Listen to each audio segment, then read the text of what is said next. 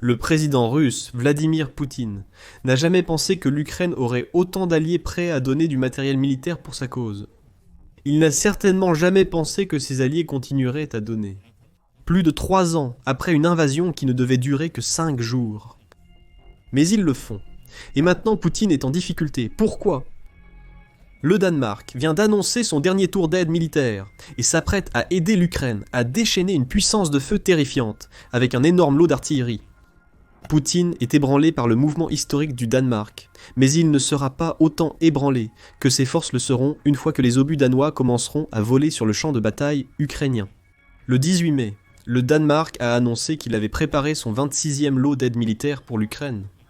D'une valeur d'environ 598 millions de dollars, le lot fournit plusieurs armes et composants clés dont l'Ukraine a besoin pour maintenir sa défense contre les forces maraudeuses de Poutine. L'Ukraine est sur le point de recevoir des obus d'artillerie. Beaucoup d'obus d'artillerie. Fournis par l'initiative de munitions tchèques, ces obus seront expédiés en Ukraine, pour l'aider à se défendre contre le barrage d'artillerie que la Russie a institué depuis que Poutine a envahi. C'est une approche œil pour œil. Poutine pilonne les défenses ukrainiennes avec son artillerie. Et grâce au Danemark, l'Ukraine dispose maintenant de nombreux obus qu'elle peut utiliser pour bombarder les attaques de la Russie, et créer des brèches dans leur défense que l'Ukraine peut exploiter. Le Danemark a expliqué sa raison pour le dernier don lors de son annonce. Malheureusement, le besoin d'aide et de soutien de l'Ukraine n'a pas diminué, a lu une déclaration publiée sur le site web du gouvernement danois.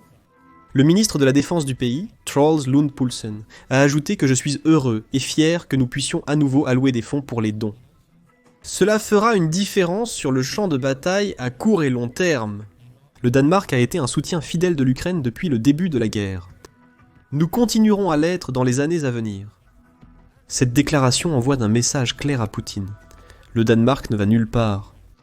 Le ministre danois des Affaires étrangères, Lars Løkke Rasmussen, a commenté la situation. Du côté danois, nous faisons tout ce que nous pouvons pour donner à l'Ukraine les meilleures cartes en main, tant sur le champ de bataille que dans la salle de négociation. Le mieux que nous puissions faire ici et maintenant est d'augmenter le soutien militaire à l'Ukraine et de renforcer les capacités de défense ukrainiennes. Je suis heureux que nous puissions aider à donner un coup de pouce de plusieurs milliards de dollars à la défense ukrainienne, avec un autre paquet de dons danois. C'est encore plus de soucis pour Poutine. Le Danemark lui dit qu'il comprend cela. La meilleure façon pour l'Ukraine de gagner du levier sur la Russie dans les négociations de cessez-le-feu en cours est de rendre l'Ukraine aussi forte que possible. La logique est à vérifier. Poutine pense qu'il peut prolonger les discussions de paix parce que la Russie a l'avantage en Ukraine. Plus l'Ukraine devient forte, plus cet avantage diminue. Ainsi, l'influence de la Russie s'affaiblit, ce qui permet à l'Ukraine d'exiger davantage lorsque Poutine viendra enfin à la table des négociations. Pire encore pour la Russie, le Danemark dit qu'il fait ses dons en pensant à l'avenir. Même si l'invasion de l'Ukraine se termine, avec l'Ukraine qui sort victorieuse, le Danemark continuera à soutenir son allié, pour qu'il soit prêt si la Russie envahit à nouveau. Il y a autre chose qui mérite d'être notée ici. Le Danemark dit qu'il fait son don d'artillerie via l'initiative tchèque des munitions. Cette initiative est massive pour l'Ukraine. En mars 2024, le président tchèque Petr Pavel a annoncé que son pays avait réuni suffisamment d'argent pour acheter 800 000 obus d'artillerie qu'il pourrait envoyer en Ukraine. Cependant, ces chiffres sont consternés. Le premier ministre tchèque Petr Fiala a déclaré que le nombre réel était plus proche de 300 000. Avec le premier don de cette munition devant entrer en Ukraine en juin 2024. Malgré ce début étrange, l'initiative tchèque de munitions était en marche. En juin, elle avait livré 50 000 cartouches de munitions de 155 mm pour les canons d'artillerie de l'Ukraine. Et elle fait des dons réguliers depuis lors. En octobre 2024, la République tchèque a affirmé qu'elle avait envoyé un tiers de ce qui était maintenant. 500 000 coquilles à promises, le reste devant arriver d'ici la fin de 2024. Cela suffirait déjà à inquiéter Poutine. Cependant, les chiffres avaient grimpé en flèche au moment où Reuters a rapporté l'ambition de la République tchèque de maintenir son initiative jusqu'en 2025 et au-delà. En février, le média a affirmé que les Tchèques disent maintenant qu'ils ont livré 1,6 million d'obus à l'Ukraine, avec plus en route. Comment le nombre a-t-il augmenté si rapidement ? Pavel a expliqué lors d'une apparition à la conférence de défense de Munich, déclarant « Nous avons obtenu de nos alliés des ressources suffisantes pour couvrir les besoins de l'Ukraine jusqu'en avril de cette année. Lors de la conférence, j'ai négocié avec les alliés pour fournir davantage de ressources. » Traduction. Ce ne sont pas seulement les Tchèques qui fournissent de l'artillerie à l'Ukraine grâce à leur initiative. Beaucoup d'autres pays sont impliqués. Le Danemark n'est qu'un des 18 pays qui ont promis leur soutien au plan tchèque. Avec la Belgique, la Norvège, l'Allemagne, les Pays-Bas et le Canada parmi les autres, qui fournissent des obus très nécessaires à l'Ukraine via la République tchèque. L'Allemagne a joué un grand rôle jusqu'à la fin de 2024. Elle a été le principal donateur de l'initiative tchèque, finançant le premier lot d'obus arrivé en Ukraine en juin. C'est là que réside la clé. Les alliés de l'Ukraine paient de l'argent pour acheter des obus fabriqués en République tchèque. Et ce ne sont pas des dons provenant de stocks existants. Ce sont de nouveaux obus construits spécifiquement dans le but de nuire aux forces de Poutine. C'est suffisant pour couvrir l'utilisation de l'artillerie de l'Ukraine pendant plusieurs mois, à un moment clé de sa défense contre les forces de Poutine. Le Danemark a donné un peu plus d'informations sur l'origine de l'argent pour ces obus dans sa déclaration révélant le don. Le premier lot de 800 000 cartouches, que Pavel prétend avoir sécurisé pour l'Ukraine, a été créé en utilisant 3,30 $. Des milliards de dons des 18 nations impliquées dans l'initiative de munitions tchèques. Le Danemark a révélé ses dernières notes de dons. Ces obus ont été financés via une combinaison de son propre fonds pour l'Ukraine, qui est un cadre pour le soutien militaire du Danemark, et les revenus de remboursement du Fonds européen pour la paix.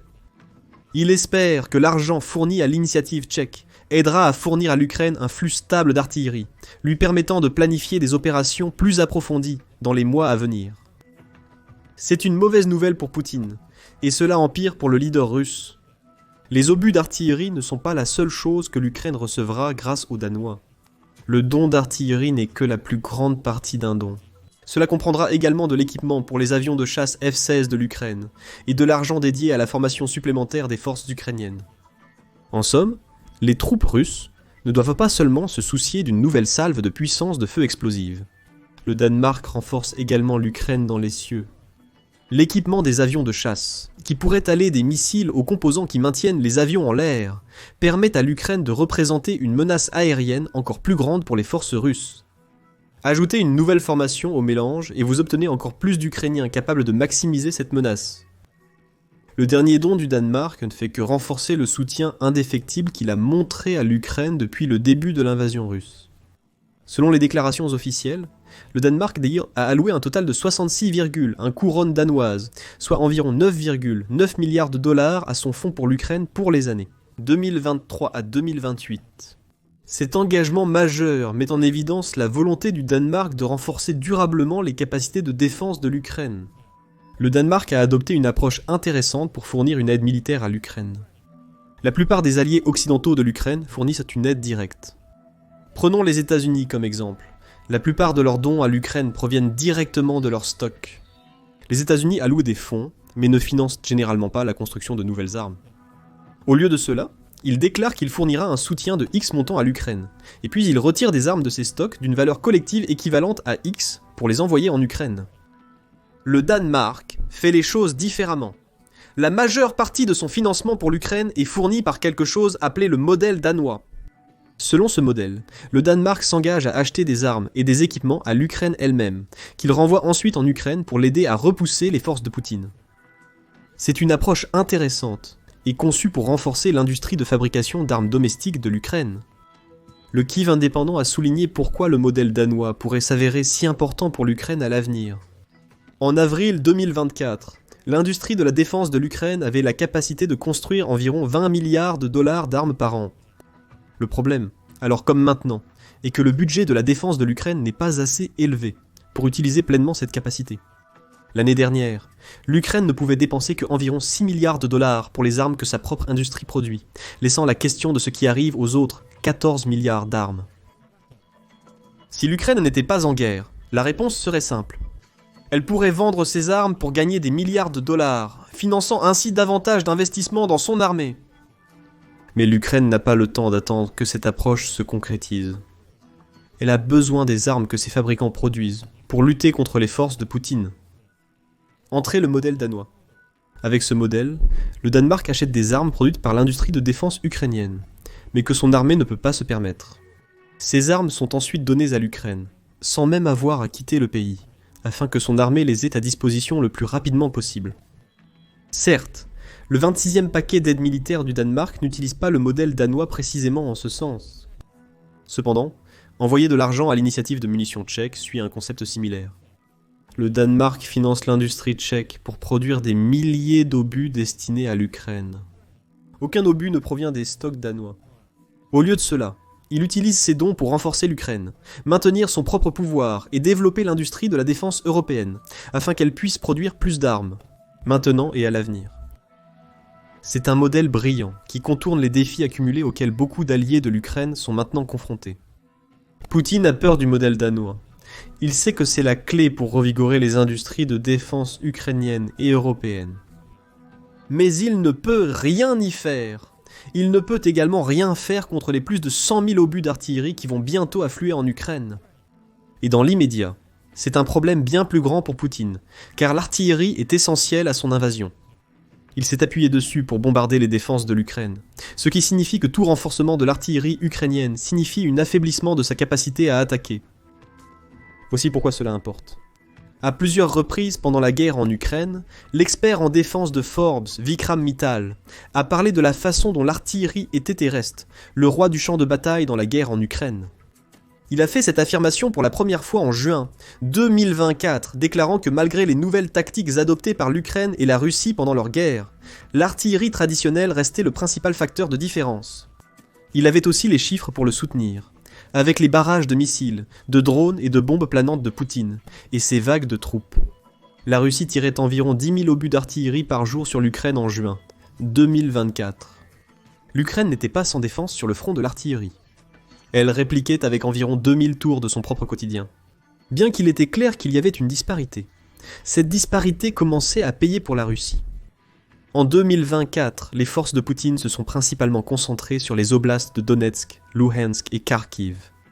L'Ukraine a répondu en positionnant son artillerie dans ces oblasts, la Russie faisant de même.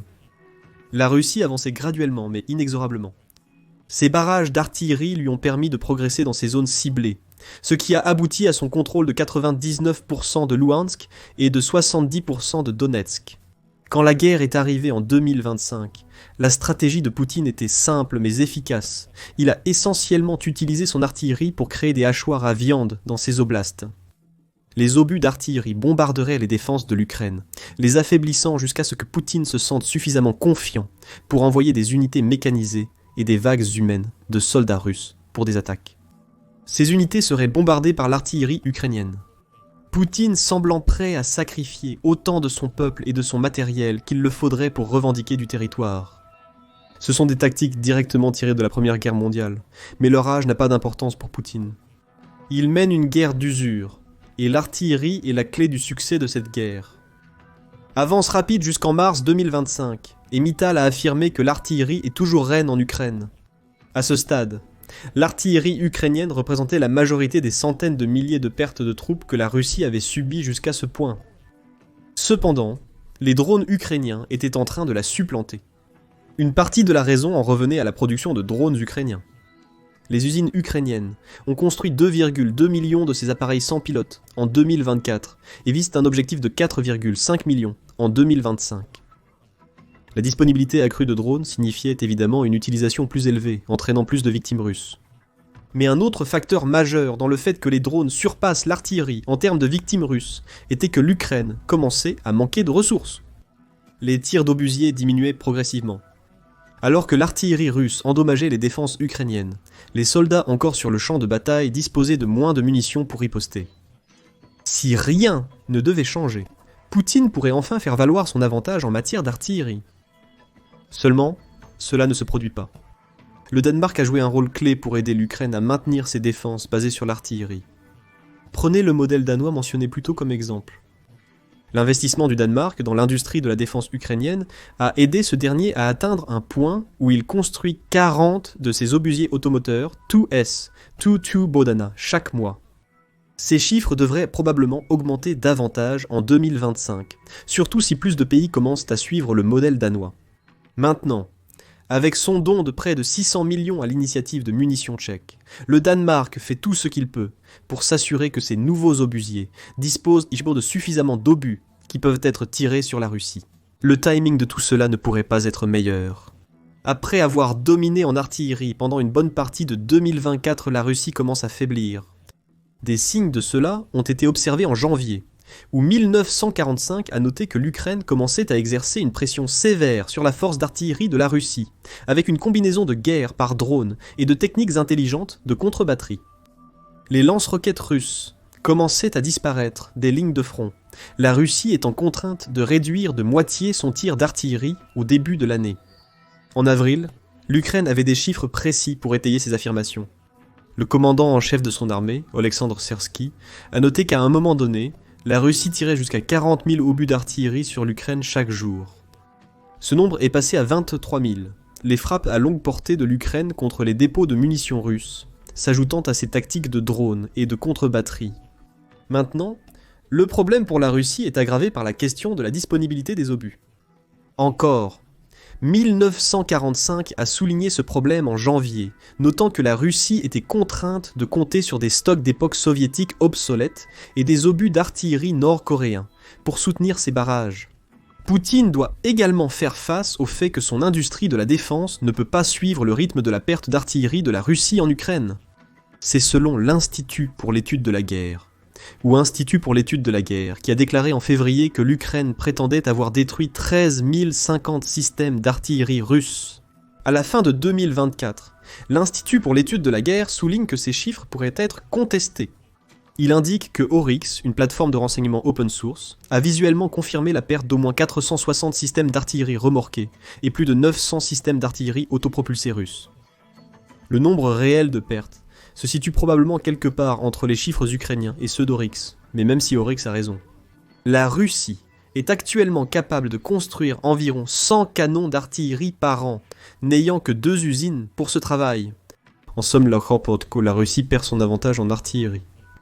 Elle ne construit pas assez de nouveaux canons, et dépend de vieux obus, et de ses quelques partenaires étrangers, pour maintenir son artillerie en état de fonctionnement. En même temps, l'Ukraine construit 40 obusiers par mois, et obtient des obus de ses partenaires pour équilibrer les forcements en présence. Ce que le Danemark a fait avec son dernier don, c'est renforcer les forces d'artillerie de l'Ukraine, à un moment où l'artillerie russe est la plus faible. C'est depuis que Poutine a envahi. Cela ne présage rien de bon pour Poutine, alors que la guerre se prolonge jusqu'en 2025. On ne peut pas non plus ignorer à quel point les pièces de chasseurs et la formation que le Danemark offre dans le cadre de son nouveau package s'avéreront importantes. Les Danois font partie de la coalition de pays européens qui fournissent des F-16 à l'Ukraine. Il a déjà remis la plupart des 19 jets qu'il a promis à l'Ukraine, tous ayant été améliorés avec une mise à jour à mi-vie pendant les années 2000.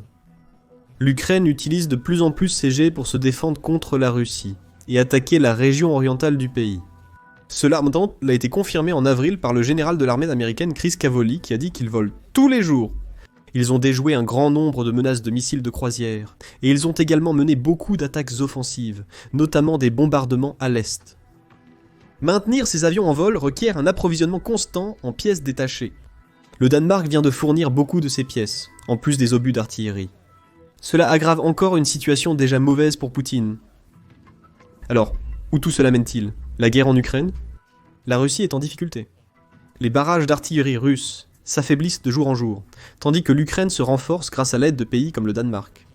L'Ukraine n'a pas encore l'avantage de l'artillerie en Ukraine, mais il pourrait y avoir un retournement de situation qui pourrait conduire à ce qu'elle dépasse finalement la Russie en termes d'utilisation de l'artillerie. Alors que la guerre s'enlise davantage en 2025 et que les problèmes de stock de la Russie s'intensifient. Avec l'ajout du F-16 dans le mélange, que l'Ukraine peut utiliser plus librement grâce à l'obtention de pièces détachées de pays comme le Danemark, la situation évolue. Et ce revirement pourrait se produire plus tôt que Poutine ne le pense. C'est pourquoi le 26e tour d'aide militaire du Danemark a tant secoué Poutine. Il arrive juste au bon moment, et comprend l'équipement parfait pour aider l'Ukraine à continuer à lutter contre une Russie affaiblie. Mais que pensez-vous du don massif de munitions d'artillerie du Danemark à l'Ukraine ? Quel impact cela aura-t-il sur la guerre ? Est-ce le début d'un renversement de l'avantage en artillerie d'un pays à l'autre ? Faites-nous part de vos réflexions ci-dessous. Et n'oubliez pas de vous abonner à The Military Show pour plus de nouvelles et d'informations à jour sur les derniers développements de la guerre en Ukraine et d'autres conflits militaires à travers le monde.